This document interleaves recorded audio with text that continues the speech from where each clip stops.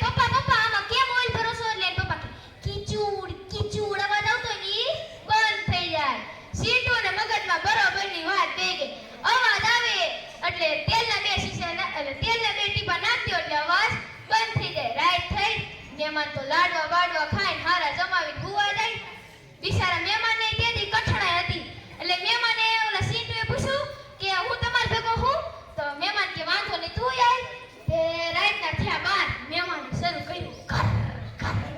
મહેમાન તો જોર જોરથી કરાટા લે સીટુ થયો